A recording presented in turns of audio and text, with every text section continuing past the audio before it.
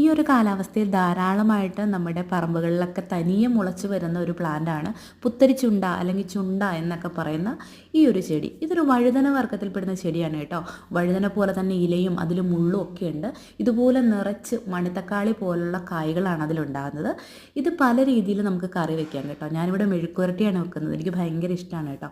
അപ്പം ഇത് അരകല്ലിലോ അല്ലെങ്കിൽ ഇടികല്ലിലോ ഒക്കെ വെച്ചിട്ട് ഒന്ന് പൊട്ടിച്ചെടുക്കണം. കാരണം ഇതിൻ്റെ കുരു നമുക്ക് ആവശ്യമില്ല കേട്ടോ. അപ്പോൾ കുരു എല്ലാം കളയാൻ വേണ്ടി ഇതുപോലെ പൊട്ടിച്ച് നമ്മൾ ഉപ്പ് വെള്ളത്തിലേക്ക് ഇടണം.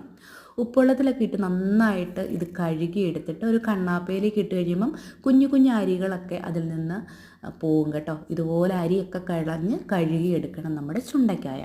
അതിലേക്ക് കുറച്ച് സവാളയും കറിവേപ്പിലയും എടുത്തിട്ടുണ്ട് കേട്ടോ.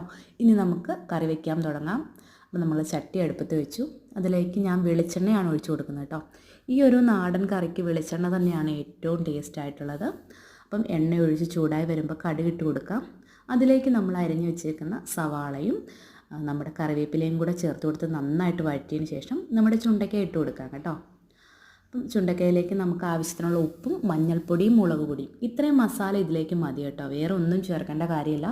ഇതിൻ്റെ ആ നാച്ചുറലായിട്ടുള്ള ടേസ്റ്റാണ് നല്ലത് കേട്ടോ. കൂടുതൽ മസാലകളൊക്കെ ചേർത്ത് നമ്മുടെ കറി നമുക്ക് മോശമാക്കണ്ട. അപ്പം ഇത് വെള്ളം ഒന്നും ഒഴിക്കണ്ട. ഇതുപോലെ ചെറിയ തീയിൽ മൂടി വെച്ചിട്ടാണ് നമ്മളിത് കുക്ക് ചെയ്തെടുക്കുന്നത് കേട്ടോ. നല്ല ടേസ്റ്റാണ്. ഇത് മാത്രം കൂട്ടി ചോറുണ്ണാനും നല്ല ടേസ്റ്റാണ് കേട്ടോ. അപ്പം നമ്മുടെ ചുണ്ടക്കായ റെഡി ആയിട്ടുണ്ട് കേട്ടോ. അപ്പം ഇതിന് ഉപ്പൊക്കെ ഉണ്ടോ എന്ന് നോക്കാം.